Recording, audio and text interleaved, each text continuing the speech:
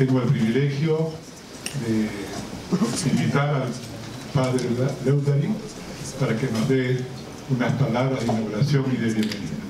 Estimado público, están ustedes todos bienvenidos en este auditorium de la Facultad de Comunicación, Turismo y Psicología, que tiene 3 escuelas de la Universidad San Martín de Porres. Vamos a tener un día una conferencia sumamente importante sobre la economía a nivel mundial. Estamos ya en lo que se ha llamado el mundo globalizado, el mundo internacional. Si en la historia anterior a nosotros, cada país definía su propio desarrollo, su propia política, sin intervención de otros, hoy en día no es posible. Es necesario que todos nosotros tengamos un concepto claro de lo que está ocurriendo a nivel mundial y también y sobre todo en la economía. Cómo los países mutuamente buscan inversiones, buscan ventas unos a otros para su desarrollo. La población de un solo país no es suficiente para una economía. Se debe exportar. Y el Perú también debe exportar por todo el mundo, a todos los países posibles. También debe venir inversiones. Y todo este es un cambio radical en el manejo de la economía, en las relaciones internacionales. Porque vivimos en un mundo científico-tecnológico que trae también sus problemas, y sobre todo sus problemas a nivel de los valores, de la ética. Muchas veces escuchamos, se han perdido los valores, y efectivamente no podemos ver solamente la ciencia y la tecnología como una solución. Son necesarias, pero no es lo único. El hombre no es solamente relación con la materia, el hombre también es relación con otras personas. Y si tenemos que reflexionar y avanzar en el desarrollo de la materia, también tenemos que reflexionar cómo debemos comportarnos entre nosotros mismos, cómo podemos entendernos, cómo podemos fomentar la vida familiar, cómo podemos fomentar las amistades, cómo podemos fomentar la relación entre todas las personas de la sociedad. Muchas gracias. Y más que todo el privilegio de tenerlo como socio y gerente financiero de la Corporación Solasac y desarrollador económico del proyecto La Nueva Lima. Démosle un cálido aplauso. Antes de empezar con la exposición, quiero agradecer profundamente a Johan, el decano de la facultad, por quien guardo un gran aprecio, que es totalmente brillante. Acaba de terminar un libro, por cierto. Se está tomando más de la cuenta leer Johan. Es denso, tiene tanta información y tiene que ver con la ética y el mundo, ¿no? Y dedica un par de capítulos a la crisis del 2008. Y esa tuve la oportunidad de discutir con él en un restaurante, que por cierto la comida no fue buena, lamento eso. Bueno, bien, 10 noticias y algo más. Vean ustedes, lo que está pasando en el mundo es lo más interesante. Yo soy de los economistas que plantean que la crisis del 2008 nunca acabó. Nunca acabó porque las medidas que se tomaron fueron precisamente las que se tomaron y las que condujeron a la crisis del 2008. ¿Quiénes tienen una idea de lo que pasó en el 2008? ¿Quiénes tienen una idea? ¿Tienen una buena idea? No tienen la menor idea de lo que está pasando ahora. Vamos a revisar rápidamente. Estos son extractos de noticias, son 10, y después voy a analizar cada una en su debido momento. Vean, la primera noticia es la siguiente. La administración Trump está considerando un decreto supremo, lo que los americanos llaman Executive Order, para retirarse de NAFTA. Esto recién en los últimos 2 días. ¿Ya? El objetivo pareciera ser obtener beneficios adicionales con Canadá y México. ¿Por qué Estados Unidos quiere retirarse de NAFTA? ¿Por qué Estados Unidos amenaza con retirarse de NAFTA? La respuesta es simple. Es un gran porcentaje de los norteamericanos, como van a ver ustedes después en noticias subsiguientes, no están en los estándares de vida que tenían, por ejemplo, en los años 60, en los años 70, en los años 80. Y Trump supo explotar eso muy bien. A César lo que es del César. Se dio cuenta rápidamente que el americano, y hay una entrevista que la CNN, 2 semanas antes quizás de la elección, realiza en un grupo de norteamericanos no de las grandes ciudades, sino de ciudades como por ejemplo Ohio, ¿no? Industriales, Iowa, agrícola, y les preguntan, ¿están empleados? No, no estamos empleados. ¿Y de qué viven entonces? Bueno, viven de que el gobierno les da subsidios, ¿no? Les da dinero. Ahora, ¿ustedes quieren eso? No, decían ellos. Yo no quiero que me den dinero a mí, yo quiero trabajar. Quiero que mis hijos, cuando me vean a los ojos a mí, sepan que los estudios, el pan, ¿no? Lo que ellos reciben de mí es fruto de mi esfuerzo, no es fruto de los contribuyentes norteamericanos. Trump supo explotar eso muy bien. Bien, segunda noticia, y después pongo todo en perspectiva. Vamos a ver. Plan tributario de Trump reduciría el impuesto a la renta corporativo, lean esto bien, quienes son empresarios acá, de 35, el actual, a 15%. Acá se debate si es que debemos reducir el IGB un punto porcentual. Trump, hoy día, esta noticia tiene 2 días atrás, hoy día ha propuesto en su plan tributario reducir en 20 puntos porcentuales, de 35 a 15%, el impuesto a la renta corporativa. Ahora, ¿puede aumentar eso los déficits fiscales? Aparentemente sí. Porque cada 1% de reducción en el impuesto corporativo disminuye el ingreso fiscal en $100.000 millones en una década. Ahora pensemos nosotros como financistas, Wall Street, economistas. ¿Qué implica para el mundo? ¿Qué implica para el dólar? ¿Qué implica para nosotros como un país que tiene el dólar como moneda de reserva? El hecho de que los Estados Unidos empiece a endeudarse masivamente para poder cubrir ese déficit fiscal. ¿Alguien tiene una idea de lo que implica eso? Para el dólar, sol. ¿En qué sentido creen ustedes que iría el sol en relación al dólar? Sé que los Estados Unidos empiezan a emitir masivamente dinero para poder cubrir ese déficit. El sol sube. El sol debería, claro, el dólar debería depreciarse, el sol debería, ¿no es cierto?, apreciarse, porque es un sub y baja la relación entre monedas.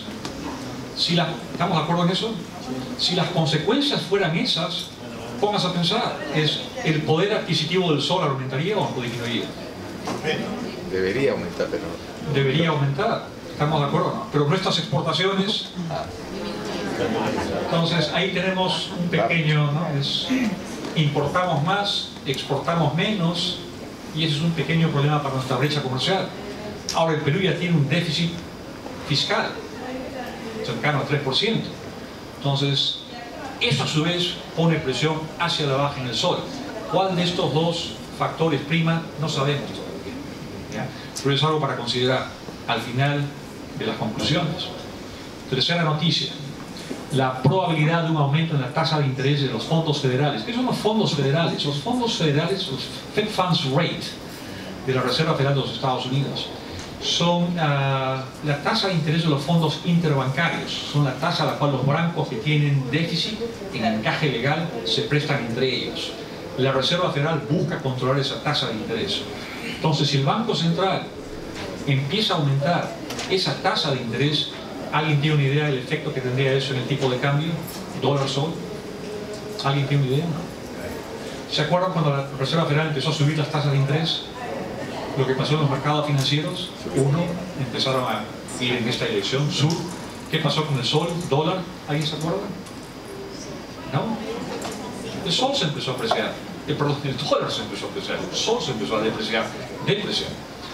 Entonces, el hecho de que aumente esta probabilidad de que la Reserva Federal empiece a aumentar la tasa de fondos federales, ¿no? Se han disparado 70% esa probabilidad. ¿Ya? 4. Y esta es la tercera vez que pasa en cerca de 15 años. No, 20 años ya. Este sábado, 29 de abril, podría ser agridulce para la administración Trump, que cumple 100 días en la Casa Blanca, justo el 29. y es que podría ser el primer día de un cierre del gobierno. Cierre del gobierno. Los gobiernos latinoamericanos no están acostumbrados a que se cierre. Estados Unidos, y lo voy a explicar ahora cuando termine de leer, sí permite esa posibilidad de que el gobierno literalmente cierre. Si es que el Congreso no aprueba el presupuesto enviado por Trump el día de hoy. Trump insiste en que este presupuesto incluya ¿qué cosa? Recursos para construir el muro que prometió construir y que debía Estados Unidos de México. Hay una completa unanimidad entre los demócratas en el Senado que se oponen al muro, y para esto se requieren 60 votos para poder aprobar esto. No hay las condiciones para que se apruebe eso, pero Trump insiste en construir el muro, y ya mencioné lo de NAFTA, ¿no? Es el hecho de que quiere negociar mejores términos con Canadá y con México, los socios en NAFTA. Entonces, piensen en eso, ¿ya? Y pasemos a la quinta noticia y después vamos a empezar a analizar lo que está pasando. 5. Es algunos hechos que demuestran que la economía de Estados Unidos este 2017 está en peor situación que hace un año. Lean bien eso. Dato número 1. 8.000 tiendas minoristas, por ejemplo Sears, Kmart, han cerrado. Número muy superior a los 6.163 que cerraron en el 2008. ¿Se acuerdan por qué es relevante el 2008? Porque ese es el pico de la crisis. Ahí empieza la crisis subprime en el sector inmobiliario. Entonces, ese año es referencial. 2. Este es el peor año desde el 2008 para los restaurantes en Estados Unidos. Si la gente no sale a comer en restaurantes, ¿es un indicio de que algo está pasando o no? Interrogante. Vamos a dejarlo como interrogante.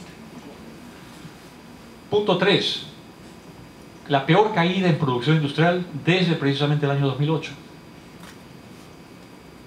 Otra pieza de rompecabezas. Punto 4. El BIS. El BIS es el Bank for International Settlements. Está en Basilea, Suiza. Es el banco central de los bancos centrales. ¿Ya? Esa es la importancia del BIS. Encuentra esto. 20% de las familias en los Estados Unidos no tienen a ningún miembro en la fuerza laboral. Es un dato de lo más interesante. Si la crisis acabó, ¿cómo explicamos eso? De que 1 de cada 5 familias en los Estados Unidos no tenga a un solo miembro en la fuerza laboral. Pregunta, ¿de qué vive esa familia? Siguiente. Los ingresos fiscales en los Estados Unidos han experimentado este año su mayor caída. ¿Desde qué año? De nuevo el 2008. Siguiente. Las automotrices, las 3 más grandes en los Estados Unidos, Ford, GM y Chrysler, ¿no? Encuentran que sus inventarios a nivel de dealers, distribuidores, son los más altos desde el 2008.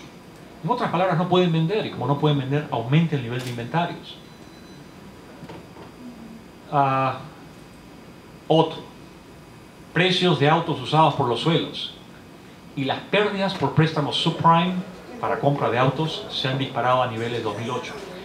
Lo que ha pasado desde la crisis del 2008 en los Estados Unidos es lo más interesante. Es el 2008 se piensa que empieza porque los bancos norteamericanos, los bancos de inversión, empezaron a prestarle dinero para que compren casas personas que no tenían capacidad de pago. Y a ese tipo de préstamos se le llamó ninja loans, préstamos ninja, del inglés no income, no job, no assets. Es decir, a personas que no tenían ingresos, no tenían activos y no tenían trabajo. Cuando viene la crisis, los bancos se encuentran, por cierto, los bancos de inversión lo que habían hecho después es securitizar estos títulos valores. En otras palabras, teniendo a la hipoteca de activos subyacente, habían emitido una serie de títulos valores en forma de pirámide invertida. Y cuando el precio de los activos subyacentes, las hipotecas, empiezan a caer, todos estos activos financieros empiezan a desmoronarse, como un castillo de naipes. Eso está pasando hoy en día, no con las hipotecas, ahora con otro tipo de activos. ¿Cuáles son? No solo los préstamos que se han hecho a autos, sino a préstamos estudiantiles y una serie de préstamos más. ¿Ya? Siguiente es 60% de los estadounidenses, lean bien eso, Estos no son hogares, estos son personas. No tienen suficientes ahorros para cubrir un gasto de $500 en caso de una emergencia familiar. No tienen. La deuda incobrable de las corporaciones, de las empresas en los Estados Unidos, según el Fondo Monetario Internacional, podría ascender a 4 millones de millones de dólares. Eso, para ponerlo en perspectiva, representa más o menos un 25% del PBI norteamericano, ¿ya? Que a su vez representa casi un 25% del total de los activos de las corporaciones en los Estados Unidos. Y ese es el mismo porcentaje que tenía esto el año 2008. Siempre regresamos al 2008. Siguiente diapositiva. Esta es otra noticia. Estamos poniendo piezas de un rompecabezas para después, ¿no?, ver la figura total. Es un cada vez más preocupado presidente chino le dice a Trump que tenga cuidado con Corea del Norte. ¿Qué está pasando con Corea del Norte? Bueno, lo que está pasando con Corea del Norte simplemente es esto. Corea del Norte y China son aliados ideológicos. Y más que ideológicos, son aliados en una serie de temas. China le exporta, por ejemplo, a carbón, petróleo a Corea, y a cambio obtiene una serie de favores de Corea del Norte. Pero la amenaza que presenta Corea del Norte a Corea del Sur, que es un aliado histórico de los Estados Unidos, es algo que Trump, todos tenemos una idea de lo que es Trump. Es un hombre de negocios, con un gran ego, macho alfa, y se encuentra con que hay un pequeño dictador en Corea del Norte que no está dispuesto a jugar de acuerdo a las reglas de Trump.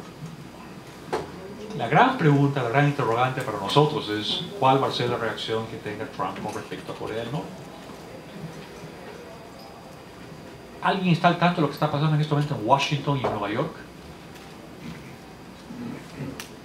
Ayer un submarino, habían enviado un submarino nuclear a la península de Corea del Sur, cerca de Corea del Sur. Bueno, más que eso, se están preparando lo que se llaman drills, ejercicios, en caso de un ataque nuclear.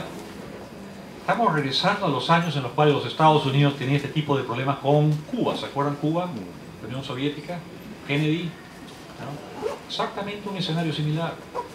Ya el gobernador de Hawái, punto intermedio entre Asia y California, ha pedido a la legislatura que abran los asilos nucleares en caso de conflicto nuclear. Otro interrogante sobre, ¿no?, el mundo. Y luego pasamos a las elecciones en Francia, el último fin de semana, ¿no?, donde encontramos que dos candidatos, Marine Le Pen y Emmanuel Macron, ¿no?, pasan a la segunda vuelta. Pero lo interesante de que hayan pasado estos dos a la segunda vuelta es el hecho de que por primera vez desde Charles de Gaulle, la Quinta República, en 50 años, los partidos tradicionales salen de la segunda vuelta. Eso es lo relevante. ¿Quién es Macron? Sabemos quién es Le Pen. Es anti-inmigrante, es completamente opuesta al euro. Una de sus promesas de campaña es, si llega a ser presidenta de Francia, es convocar a un referéndum para que Francia salga del euro. ¿Suena similar a lo que pasó con Inglaterra? Brexit, ¿se acuerdan? ¿No?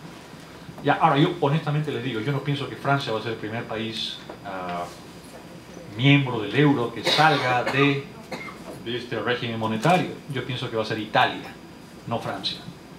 Pero lo interesante es que Le Pen y Macron hayan pasado a la segunda vuelta. Ahora, bueno, lo interesante de Macron es que si llega a ser presidente de Francia, sería el jefe de Estado más joven desde Napoleón, ¿no? Lo cual no sé si es relevante para la conferencia de hoy, pero yo pienso que es un dato interesante y por eso lo puse ahí. Punto 8. Pasemos de Francia a China. Se dice de China que es un milagro económico. Yo les aseguro que no creo para nada que China sea un milagro económico. Yo pienso que China ha crecido básicamente porque China lo que ha hecho es explotar una falla en la arquitectura monetaria del mundo. Es el hecho de que el mundo vive desde 1971, cuando Nixon abandona el patrón dólar-oro. en base a lo que se llama sistema bancario de reserva fraccionaria, es crear grandes cantidades de deuda, emitir dinero, deuda, y eso ha producido un boom artificial en la economía china. Ahora, tiene que ser artificial, pónganse a pensar. ¿Qué gran empresa china, por ejemplo, existe que sea privada? Japón, Estados Unidos, Alemania, Corea del Sur. Cuando estaban en los niveles de desarrollo de China, tenían varias empresas domésticas de gran tamaño. Corea del Sur, Samsung, por mencionar una. Japón, Toyota, por mencionar otra. Estados Unidos, tienen varias para mencionar. Pero China no tiene empresas privadas grandes. Todas son básicamente empresas estatales. Y eso de por sí es un gran signo de interrogación sobre qué es China. Yo no pienso que sea un nuevo modelo. Yo pienso que es un modelo que ya se dio antes. Yo no pienso que sea capitalismo de Estado. Yo pienso que China lo que hace es explotar precisamente esta falla en la arquitectura del sistema financiero internacional, sistema bancario de reserva fraccionaria, que después me pueden hacer preguntas sobre relación al tema. No quiero explayarme para no hacer que ustedes pierdan de perspectiva lo que está pasando. Bueno, en fin, seguimos. No, la anterior. Vean ustedes eso. Es el exceso crediticio. Lean bien eso. Exceso crediticio. En China no tiene punto de comparación en el mundo. Ese gráfico en esencia lo que les muestra es, si ustedes ven las barras azules arriba, donde dice US, Estados Unidos, 2002-2007, Estados Unidos, en el periodo 2002-2007, ¿por qué es relevante ese periodo? Porque es el que precede a la gran crisis del 2008. Vean ustedes, el exceso de deuda en el sistema en los Estados Unidos en ese periodo, ¿a cuánto llegaba? A no más del 60% del PBI. En China supera largamente ese porcentaje. Y este gráfico va de la mano con el siguiente.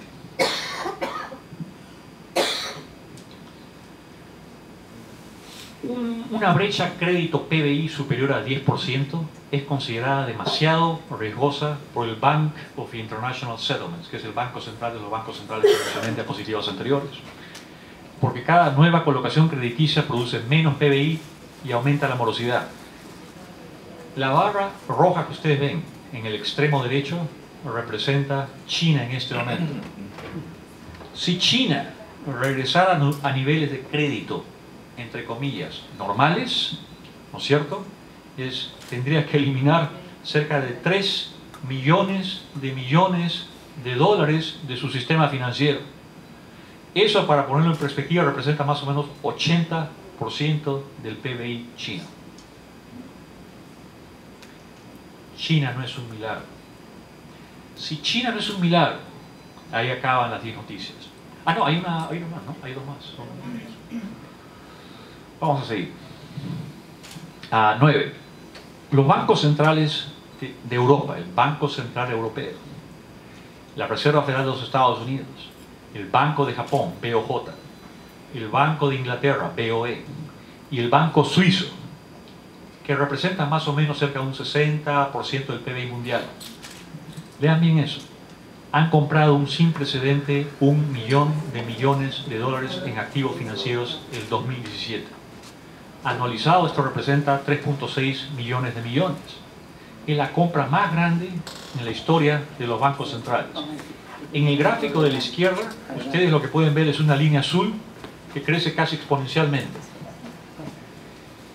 Vean ustedes que antes de la crisis, por ejemplo, los bancos centrales, buenas noches, los bancos centrales tenían un mínimo de activos financieros.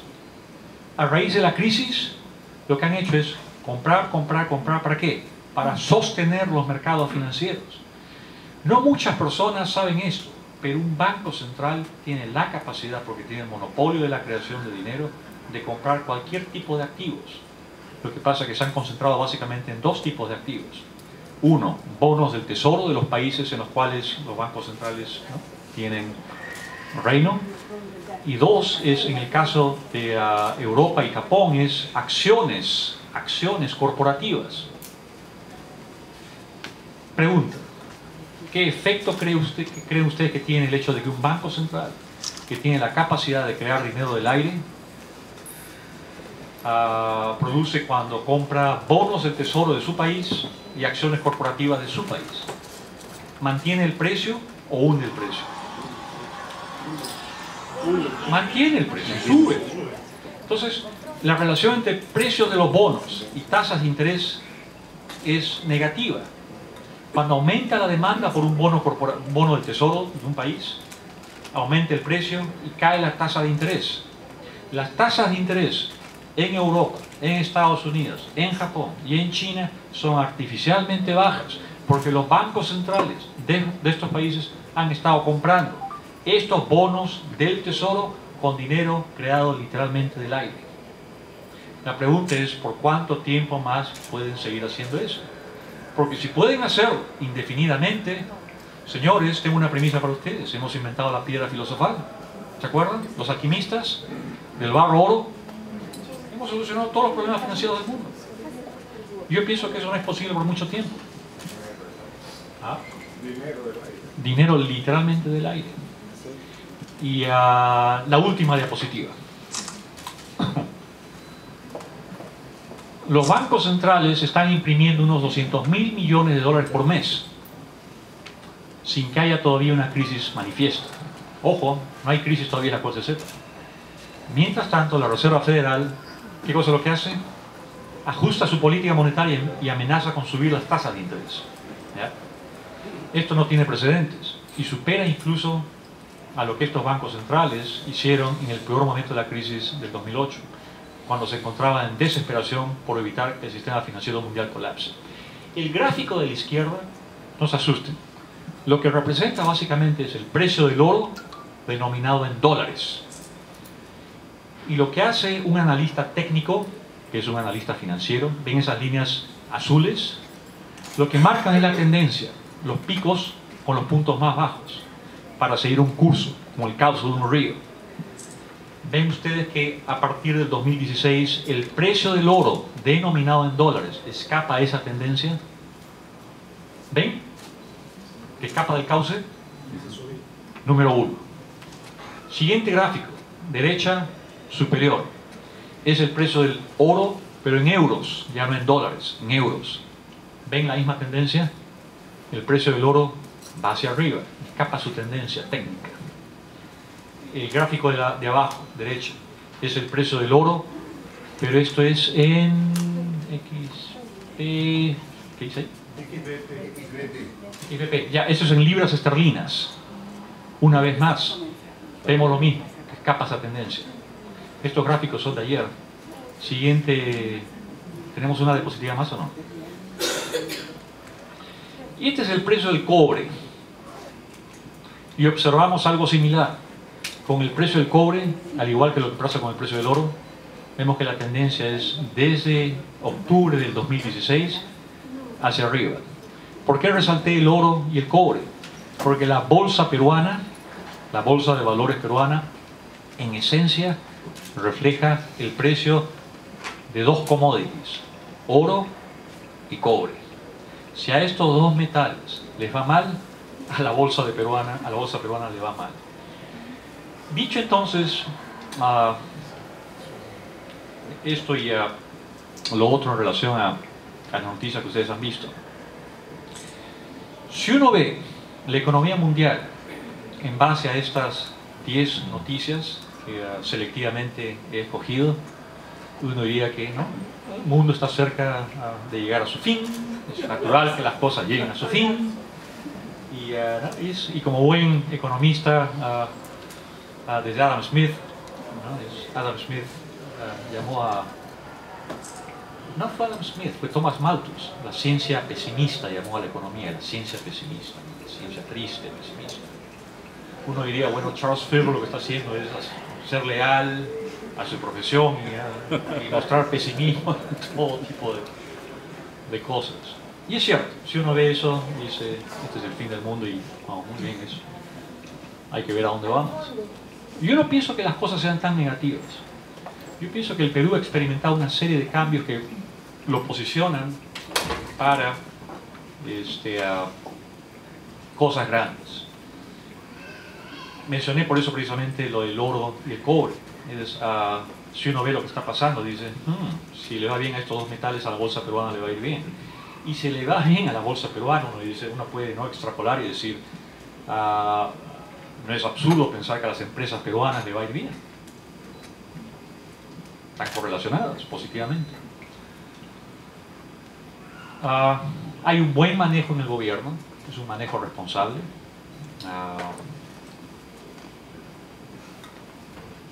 Y para escapar un poco del negativismo y entrar ahora al positivismo y cederle la posta a Claudio para que hable del proyecto Entre Manos. En Chile, y eso lo he visto yo porque he estado hace poco en Chile con Claudio, hay un gran interés, ¿no?, por la economía peruana. Y ese gran interés en parte viene, dime si estoy equivocado o no, Pedro, del hecho que el gobierno de Bachelet, lejos de seguir las reformas de gobiernos anteriores que condujeron a un gran crecimiento económico, piensen ustedes lo que era Chile con Allende, lejos de continuar con esa reforma, lo que hizo fue retroceder en esas reformas. Entonces el crecimiento económico de Chile, lejos de hacer esto, ha empezado a hacer esto. Y como buenos empresarios que son los chilenos, se han empezado a mirar a países en la región con una perspectiva interesante. Piensen entonces en eso ustedes empresarios cuando escuchen a Claudio, ¿no?, del proyecto que tenemos entre manos, de todo el potencial que representa, y olvídense de la parte negativa del mundo. Entonces, yo pienso que tenemos la capacidad, nosotros los peruanos, de crecer sin necesidad de vientos de proa que vengan de otros países. Hay un gran potencial acá. Puedo acabar con esto. No pensaba mencionar esto, pero es un gran amigo mío, ustedes deben haber escuchado acerca de él, un gran periodista peruano, Guillermo Descalzo. Y yo lo conocí en Washington. Trabajaba para el gobierno, ustedes conocen la historia, después de haber sido corresponsal de Univisión en la Casa Blanca, y haber viajado a 3 cumbres con Reagan y Gorbachev, Reykjavik, una de ellas.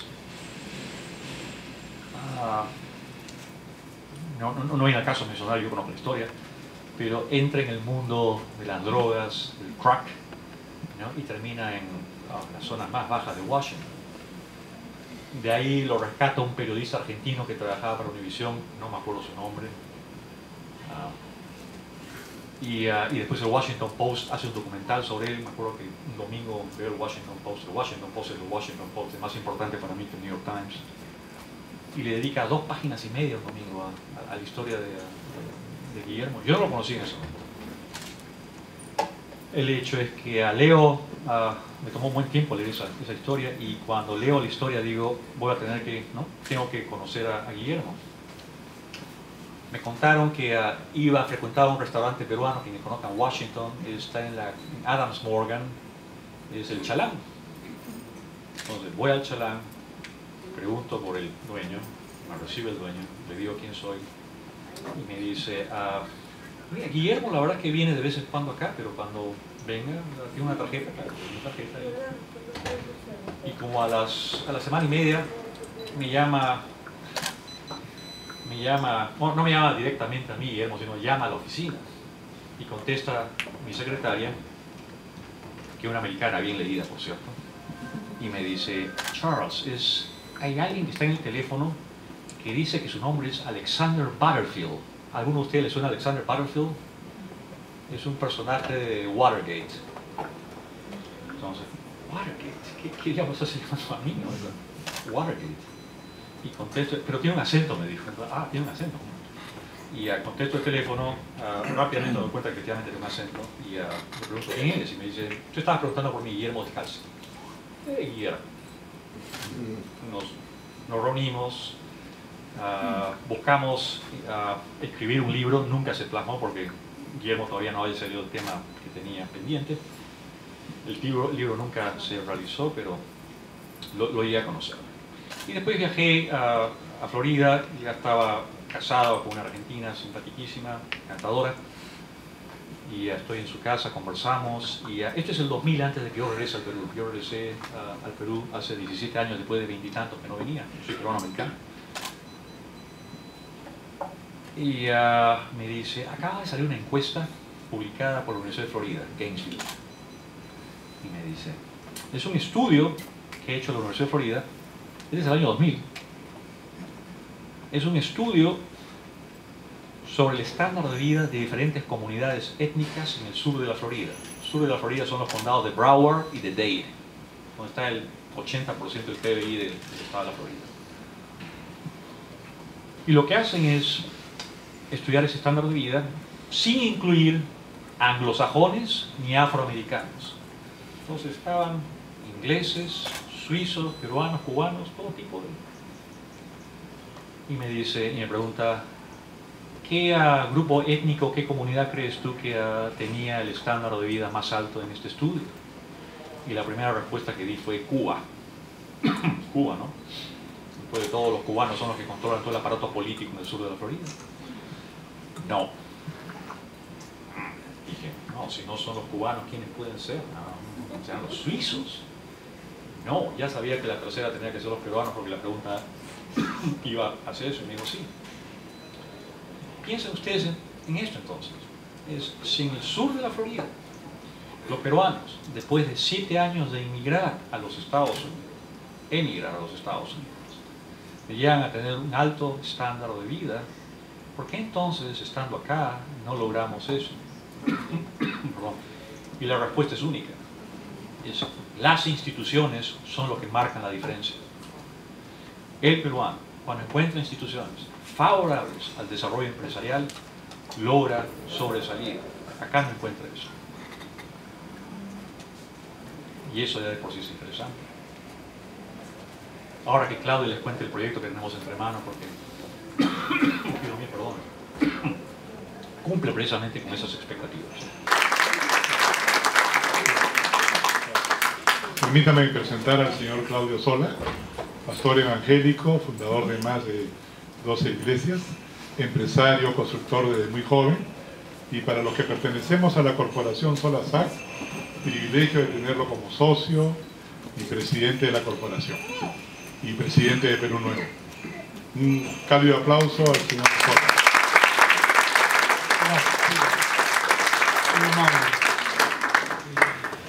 Bueno, muchísimas gracias por venir a todos y cada uno de ustedes. Realmente estoy honrado con la oportunidad que nos da el Padre Leuria de estar aquí en esta prestigiosa universidad y en este auditorio que con mucho respeto tomamos, digamos, este espacio para disertar, ¿no? O dar unas palabras en un lugar de enseñanzas, ¿no? Como es la universidad. Tenemos mucho respeto por las universidades porque están formando al futuro del país. Y bajo esa línea quiero, digamos, exponer lo que hay en la mente y en el corazón.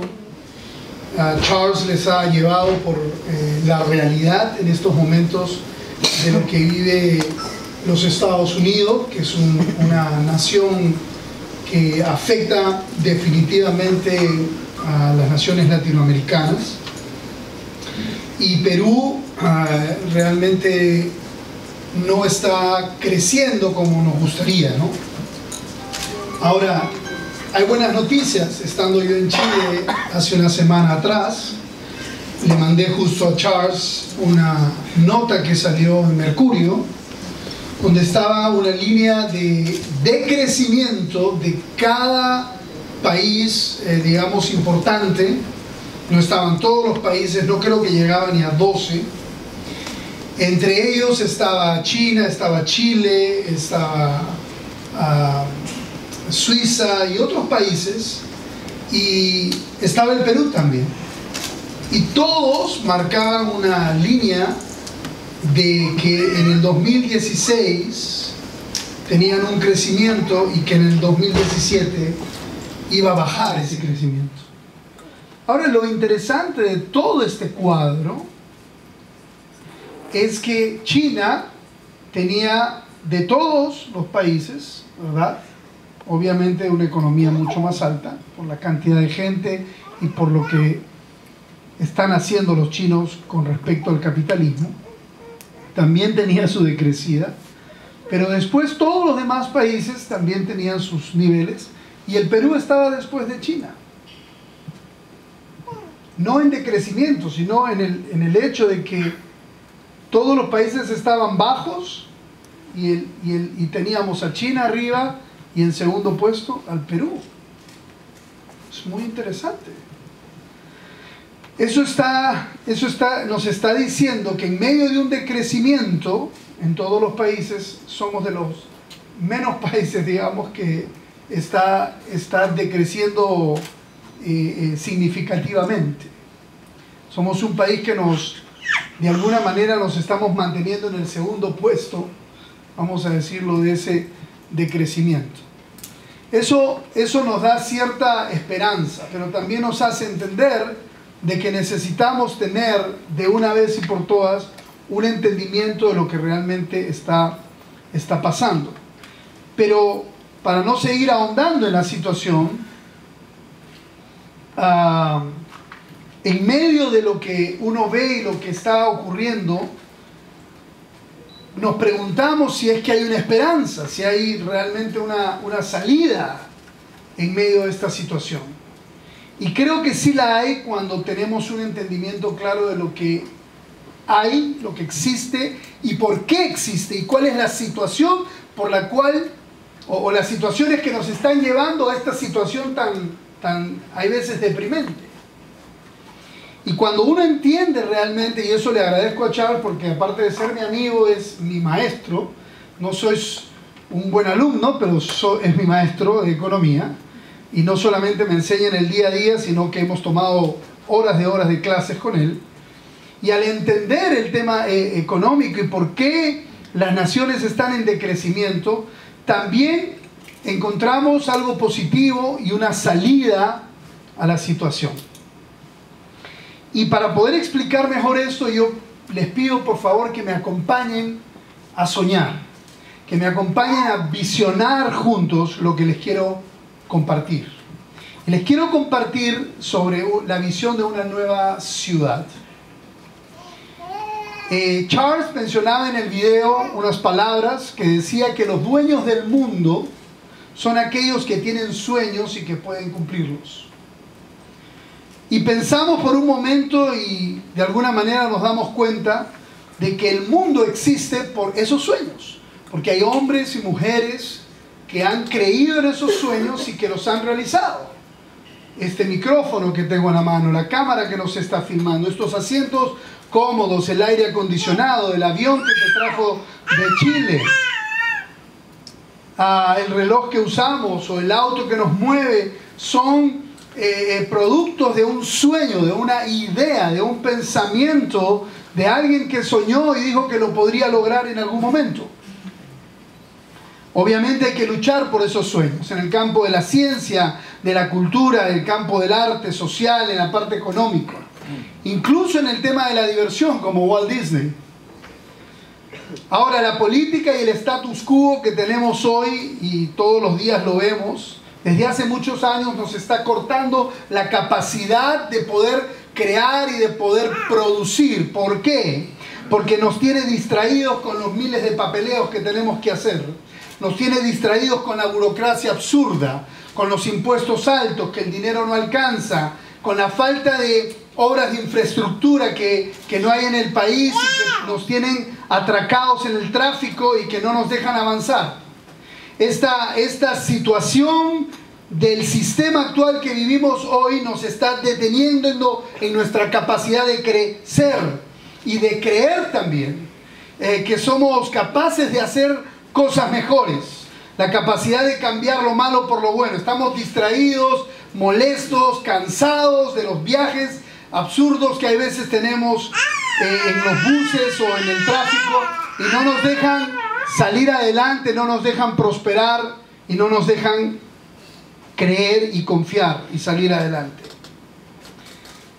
Ahora, alguien dijo, ¿no?, que cuando uno sueña solo, quiero creer que hay soñadores aquí. Levante su mano, por favor, no la pesadilla que usted tuvo anoche, ¿no?, sino que hay soñadores aquí. Cuando uno sueña solo, o sea, tiene un sueño así increíble, Bueno, la gente le puede decir eso es solo teoría, ¿no? Pero cuando un grupo de gente se envuelve en un sueño, entonces podemos empezar a decir que esto se puede convertir en una realidad. Seamos honestos y les quiero hacer algunas preguntas, ¿eh?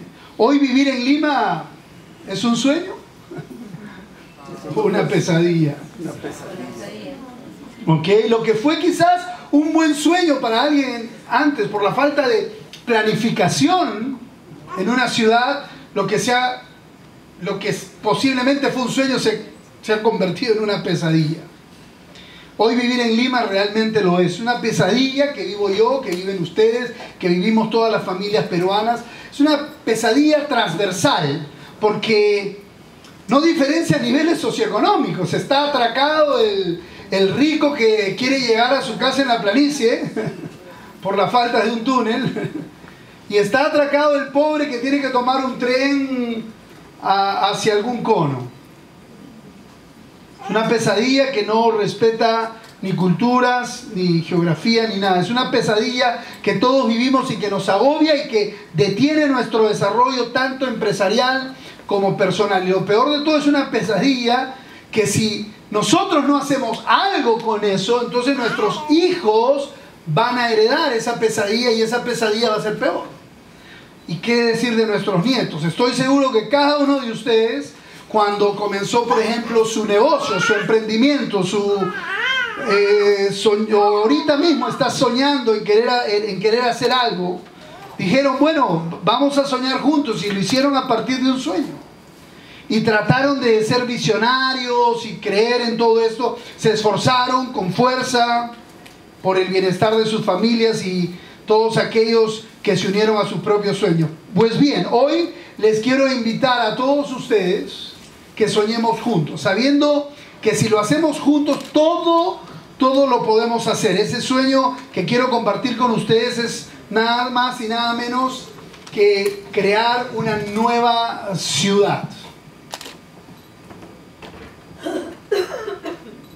Una nueva ciudad. Para comenzar, quisiera hacerle algunas preguntas. ¿Le gustaría vivir en una ciudad segura, sin delincuencia? ¿Una ciudad sin miedo? ¿Una ciudad donde usted pueda vivir sin tráfico?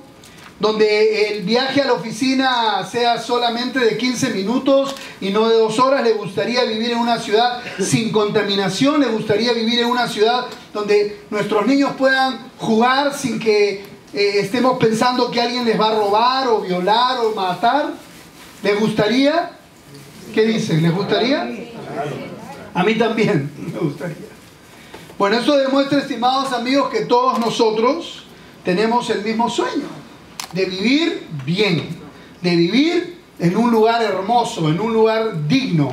Hoy estamos esclavos de este sistema y de nuestros trabajos que nos agobian, y estamos disfrutando la familia, que es por lo cual nosotros salimos del trabajo. Si tú le dices a tu esposa, mi amor, ya regreso, ¿y a dónde te vas? Me voy a trabajar, porque el que no trabaja que no coma, y hay que traer el dinero. ¿Y para qué queremos el dinero? Para que comas, para que tengas platita para comprar ropa a tus hijos, a nuestros hijos, y tengamos una casa linda. ¡Ay, qué lindo, mi amor! Besito, ándate a trabajar. Pero la idea era que regrese a las 5 para cenar juntos, para hablar, pero no regresa a las 5, regresa a las 11 de la noche, matado, cansado, ni ganas de estar en intimidad, y lo único que quieres es tirarte a dormir. Y entonces la vida, que se supone que vas a trabajar para dar felicidad a tu casa, te estás yendo a trabajar y terminas esclavo de un sistema y no traes ni uno ni lo otro. Si regresas, dicen por acá.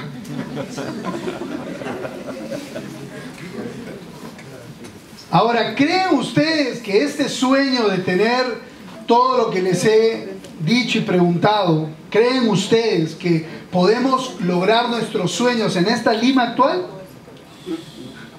Desordenada, hacinada, insegura. ¿Ustedes creen que podemos realizar realmente nuestras vidas en familia como quisiéramos en esta Lima actual? ¿Qué dicen? ¿Podemos? ¿Podemos realizar una vida como queremos en esta Lima? Bueno, tenemos que ir a un cambio. Y les voy a dar un ejemplo. Ustedes, algunos empresarios aquí, tienen empleados. Empleados que se demoran unas 2 horas de ida para ir a su trabajo y 2 horas de vuelta. Más las 8 horas de trabajo. Son 12 horas del tiempo de ese trabajador. ¿Usted cree que ese trabajador puede rendir realmente como quisiera, teniendo 2 horas de ida y 2 horas de vuelta, más 8 horas de trabajo, olvidando la familia o con ese desazón en el corazón de que no está pasando tiempo en la familia y encima no se le puede pagar como quisiera? ¿Usted cree que ese empleado puede producir como debiera producir? Ahora imagínense que eso cambiara y en vez de empezar a solamente pensar en, no sé, 2 horas de ida, 2 horas de vuelta y las 8, empecemos a decir, bueno, el trabajo me toma 15 minutos. Eso va a hacer de que el empleado de nuestra empresa o nosotros que somos empleados de nuestra empresa podamos ser muchos más productivos. Les pido que piensen qué sucedería si nuestras vidas de trabajo fueran más ágiles. ¿Trabajaríamos mejor? Por supuesto que trabajaríamos mejor. Y esto no solamente va a suceder en las empresas que van a tener vida, sino tu propia casa también va a tener vida.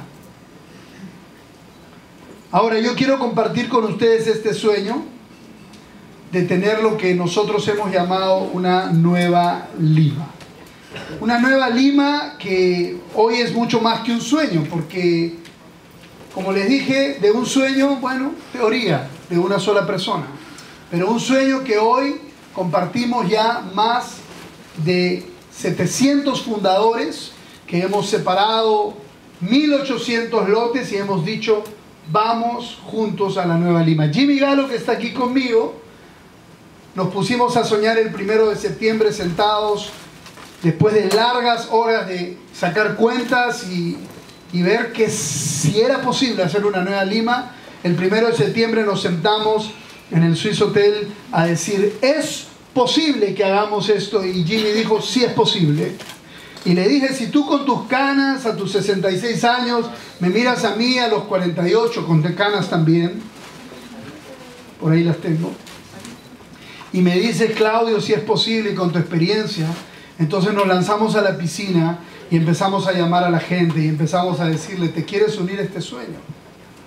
Fundemos una nueva ciudad. Vino uno, Johnny, después 2, 3, 4, 5, 4 meses, éramos más de 500 personas que habían dicho, no solo aquí está mi mente, mi corazón, sino mi dinero, fundemos una nueva ciudad. Sin tener un solo terreno a nuestro favor, solo con la idea de comprar uno, ahora podemos decir que hemos comprado un terreno, con la fuerza de 700 fundadores que día a día vienen a la oficina aún más y más, casi 10 personas por día llegan a decir, aquí está, yo quiero ser parte de una nueva ciudad, una ciudad planificada, una ciudad del primer mundo, con 40% de área verde, con pistas gigantescas para que no tengamos este tráfico horroroso que tenemos, con nuestra propia refrigeradora al lado, o sea, una gran extensión increíble para sembrar todo lo que es frutas, verduras, hortalizas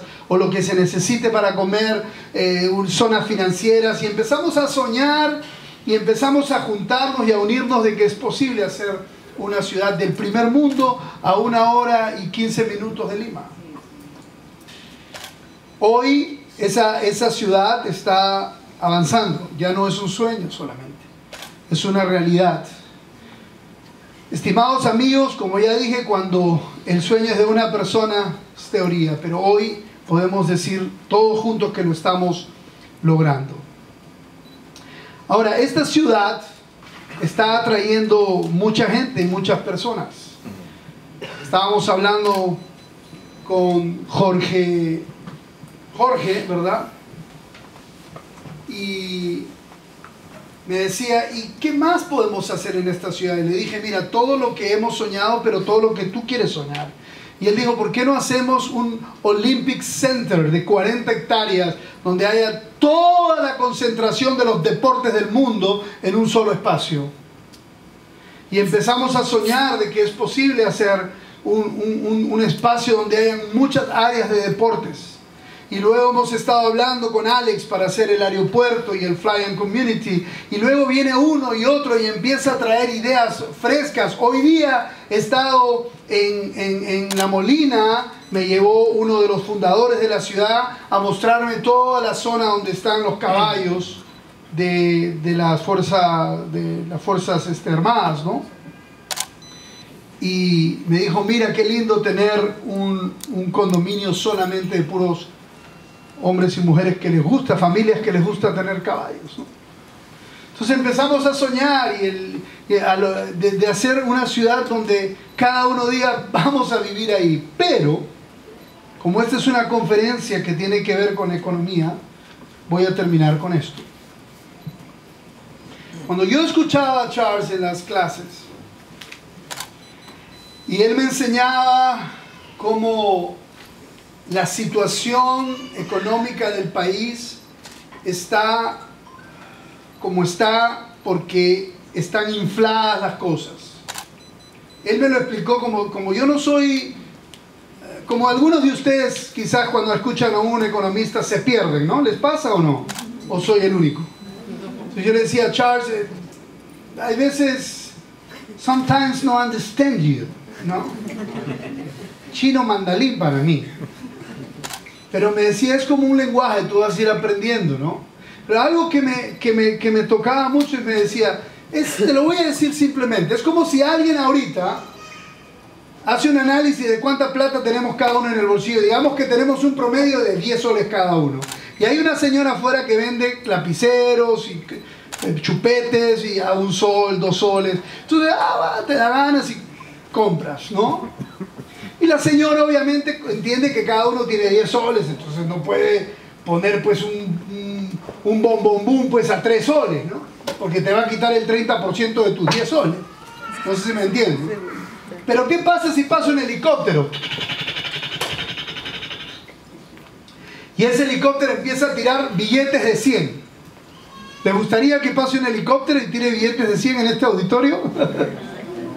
Y empieza a tirar billetes de 100 y ¡pum! Cada uno agarra y chapa su billete de 100. ¿Qué va a pasar con la señora que vende bombombuns y lapiceros?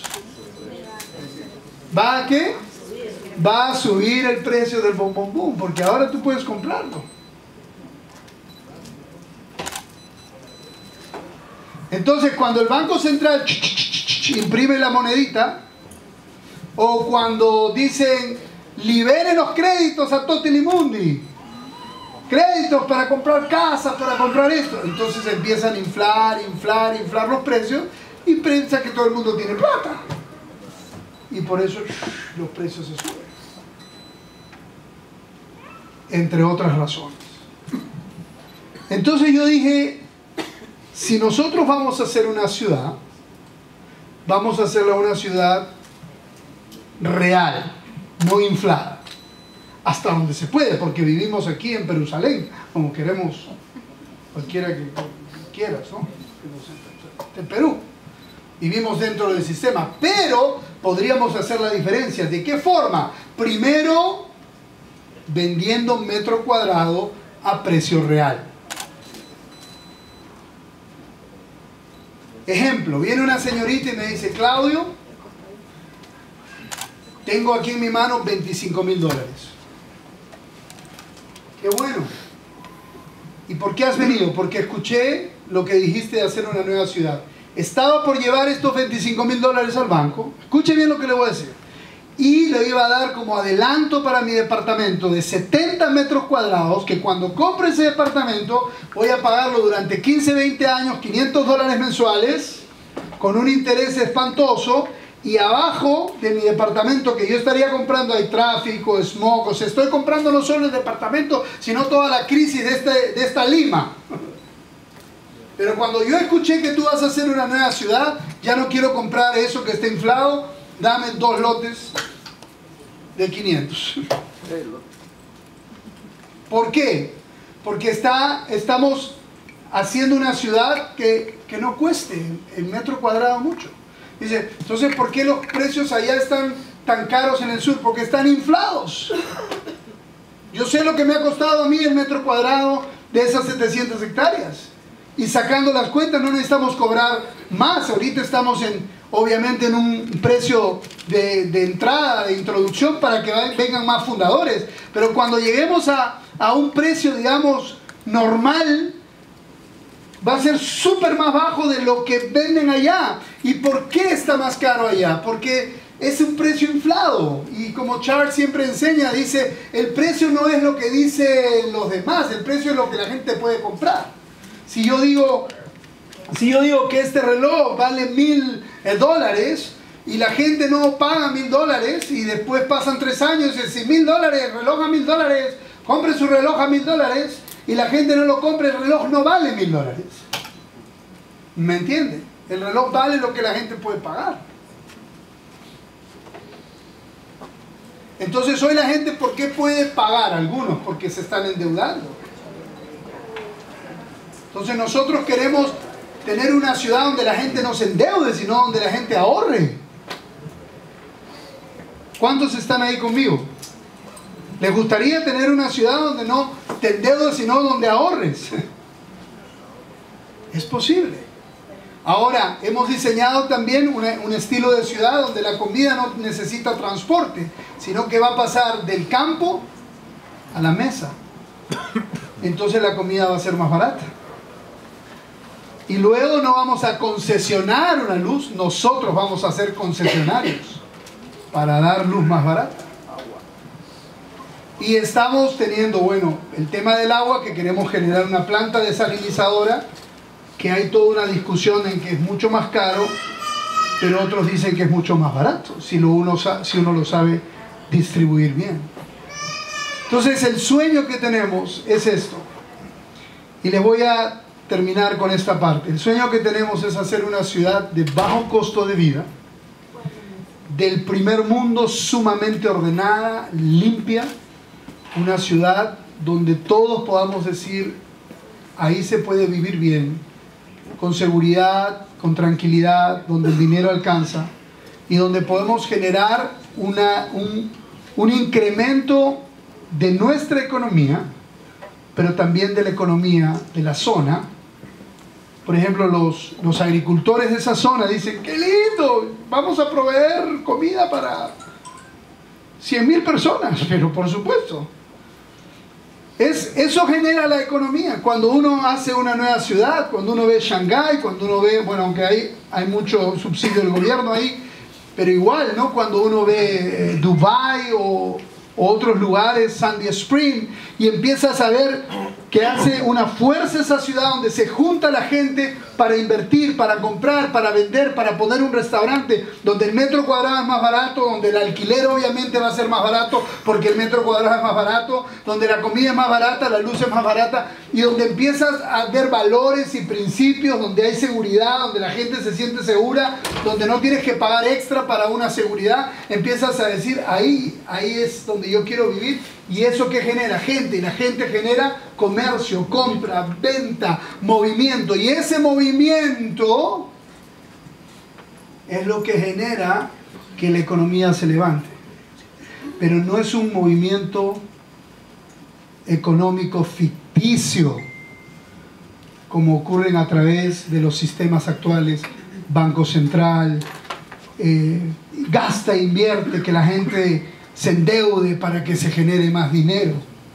Es un movimiento real de dinero, de costos, con costos reales. Entonces, con esto quiero terminar. Nosotros somos un país que quizás por las circunstancias de la vida hemos caminado y hemos crecido entre codornices, como esa águila que nació en Codornilandia. ¿Escucharon esa historia? De una águila que nació en Codornilandia, que cuando salió del huevo miró y todos eran codornices a su costado. Y miró mamá codorniz, papá codorniz, enfermera codorniz, todo era codorniz. Y le dijeron, esto es Codornilandia. Pero a los 17 años se sentía frustrada porque las codornices chiquititas y ella tenía, y esta águila que no sabía que era un águila, tenía unas alas así. Y entonces dijo, mamá, estoy frustrado, me voy a la montaña. Se agarró su mochila y se fue. Y cuando estaba en la montaña meditando quién soy, a dónde voy, qué haré de mi vida, vio un águila cruzar y volar de una manera tan hermosa y luego bajar con fuerza y agarrar una presa y una culebra y tragársela. Y el águila joven dijo, ¡wow! ¿Qué es esto? ¡Qué locura! Y se parece a mí. Entonces cuando bajó, fue donde la mamá codorniz y le dijo, ¿qué es esto que yo vi? Y la mamá codorniz le dijo, nunca se te ocurra ser como eso porque tú no eres eso, tú eres una codorniz.